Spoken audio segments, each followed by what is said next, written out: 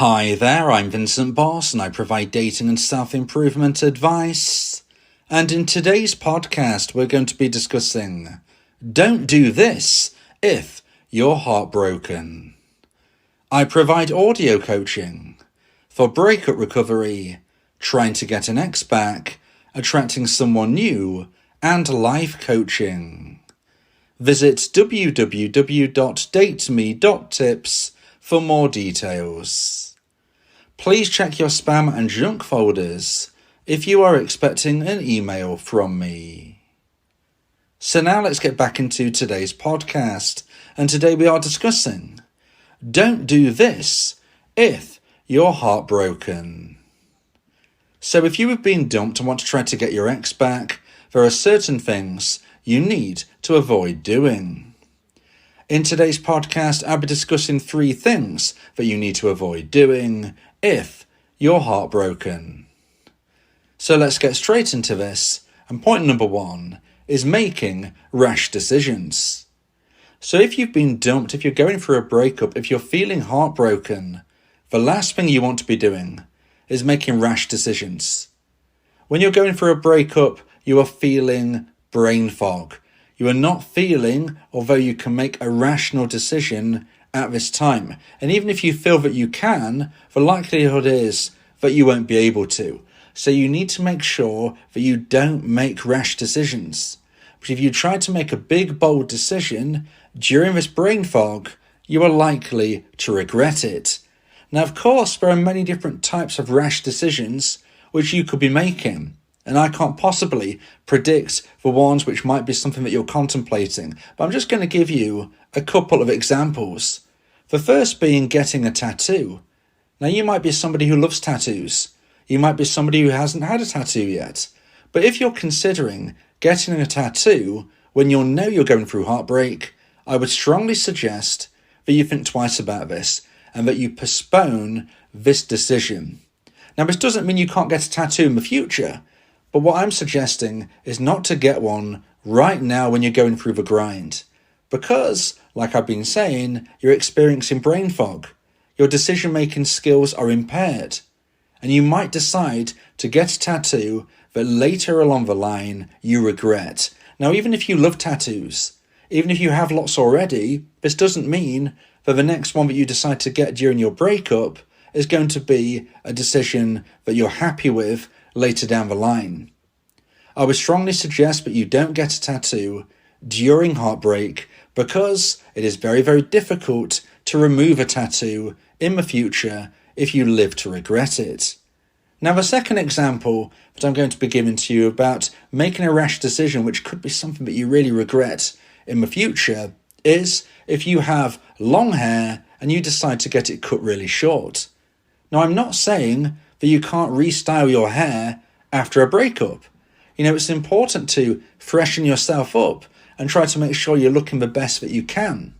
However, I would strongly suggest that you don't get a haircut when it's incredibly long at the moment and you decide, you know what, I'm going to shave it all off.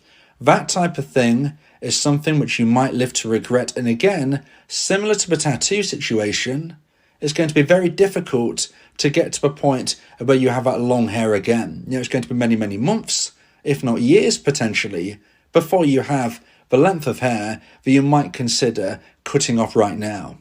So again, please hold this type of decision back, and any decision that you might be contemplating, which if you're honest with yourself, is a big, big decision, something which could be deemed as a rash decision. You're not thinking clearly. The brain fog is going to impair your decision making. And you might think to yourself, I need to do this to reattract my ex. I need to do that to reattract my ex. Well, you need to be very, very careful in what you're thinking. Because even if your ex had said to you, I wish you had tattoos, then if you get a tattoo, it doesn't mean that they're going to get back with you into a relationship anytime soon. Even if your ex said to you, I would much prefer you if you had very short hair, if you decide to cut all of your hair off, there is no guarantee that your ex is going to be coming back. And the reason for this is just because your ex tells you something, it doesn't mean it is the complete reason as for why they ended a relationship. Somebody ends a relationship because they lose romantic emotional attraction. And when it hits the necessary low point, this is when they will action a breakup. If they tell you why they've dumped you, it is not necessarily going to be completely accurate. Even if they're meaning to be truthful, they might be missing bits out. It might not be just down to the lack of tattoos or the long hair. Whatever the example is that you can consider within your own situation, please, please, please don't make a rash decision which is going to take a long time, if ever, to rectify if you decide that you regret this later down the line. In particular, if you believe your ex needs you to do something that you're not really keen on yourself, but you think you're going to do it to try to get them back, be very, very careful, because it might not get them back, and then you're stuck with that decision and situation that you've got yourself into. So please, point number 1 about don't do this if you're heartbroken is don't make rash decisions. So now let's get into point number 2 and the second point of today's podcast. Please like this video if you're watching on YouTube and subscribe to the channel. And point number 2 is eat badly. Now this is easier said than done, but it's important that I go through this so you can understand this very important point. When we go through a breakup, our lifestyle is likely to be affected. We're going to be feeling a whole range of emotions, generally negative, and our body is going to be flooded with stress hormones and a feeling of potential depression. When we consider these types of changes within our mind and body, sometimes our eating habits will be affected. In fact, when I say sometimes, I would say most of you are going to be feeling this situation arise. Now, this can go in one of 2 ways. You might be somebody who begins to comfort eat. You're eating too much. You know deep down you're eating too much, but you feel that you need to comfort eat to make you feel better. Now, before you know it, you will, of course, become less healthy.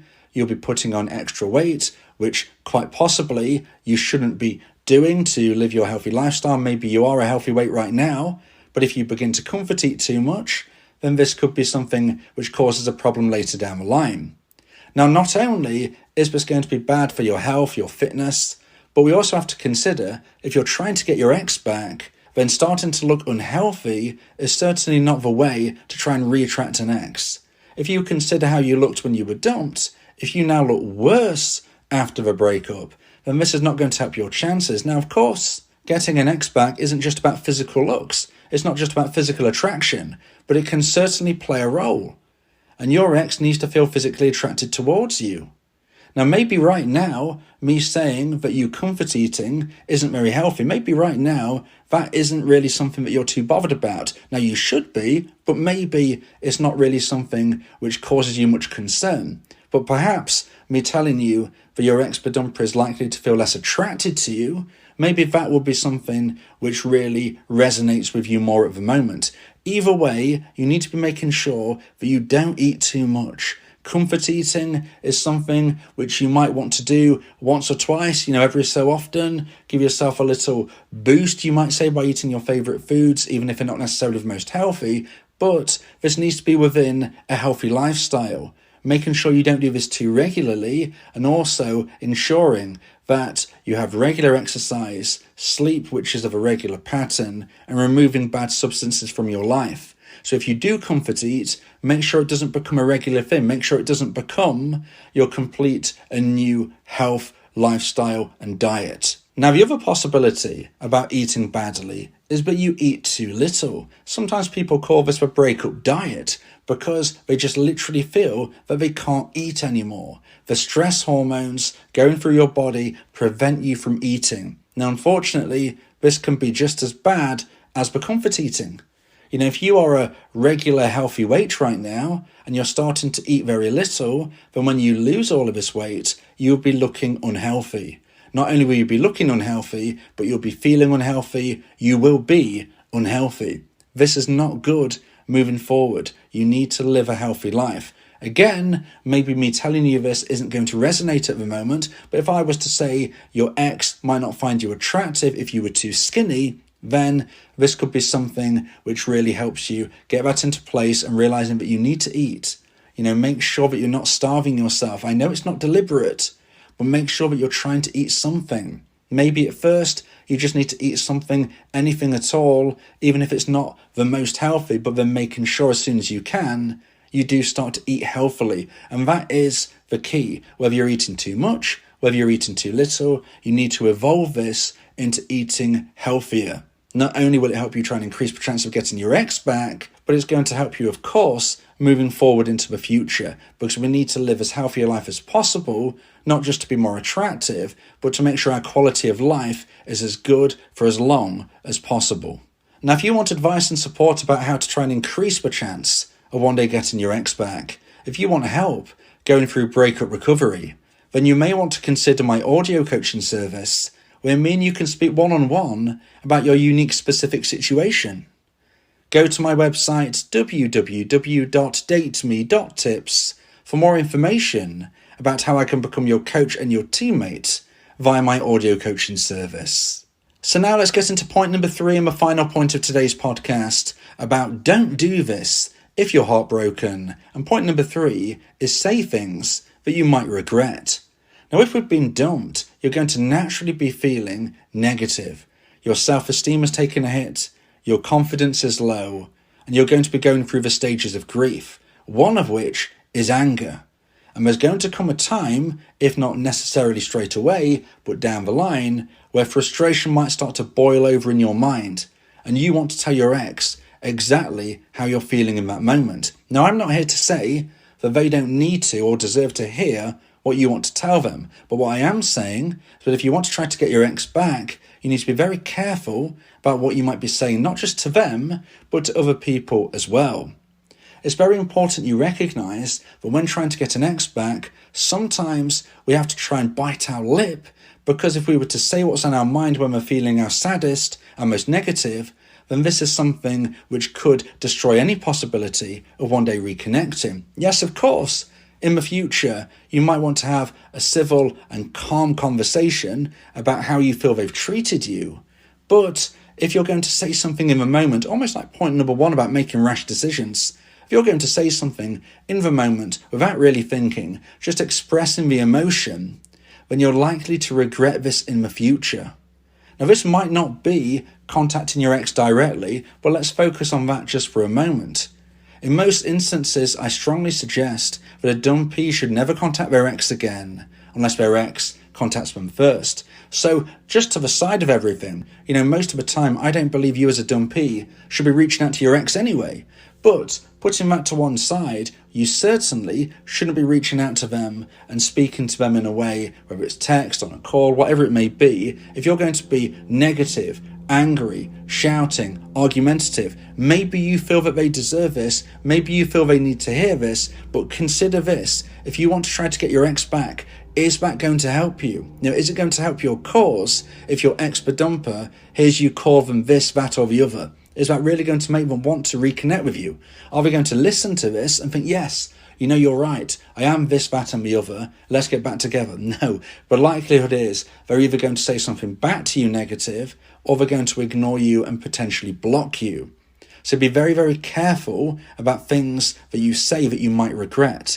On top of this, though, you need to be careful about what you say to other people, in particular, mutual friends. You might have a mutual friend who tells you, hey, you can tell me anything.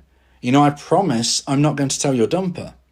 But you need to consider, if this is a mutual friend, if this is somebody who speaks to you and your ex, then whether they do it deliberately or accidentally, they will likely pass on this information. Not only might they pass the information on, but they might accidentally or deliberately twist it, say something a bit differently, and it actually sound even worse than what you meant it to sound like. So, if you have mutual friends, I do not suggest you speak to them about the breakup. I don't suggest you speak to them about how you're doing or how you're feeling about your ex, because if you do, this will likely get back to them. If you ever speak to a mutual friend, consider and imagine that your ex is standing right behind them, and then say what you want to say, thinking that your ex could hear it. That is the safest way to move from this. Now, when I say don't speak to mutual friends about your feelings, this doesn't mean that you shouldn't be speaking about your feelings in general. Yes, you should. It's really, really important not to bottle up these emotions and feelings. You need to speak with friends and family, but ideally ones who don't have direct contact to your ex. You may want to consider speaking with a local doctor. You may want to consider speaking with me via my audio coaching service. Whoever you decide to speak with, make sure you release your emotion, because it's very, very important that you don't bottle things up. But please remember, if you speak to a mutual friend about your ex, it might get back to them. And if you want to get your ex back, this probably isn't the best move. If you believe that this podcast has helped you, then please consider buying me a coffee. The link to do so is in the description.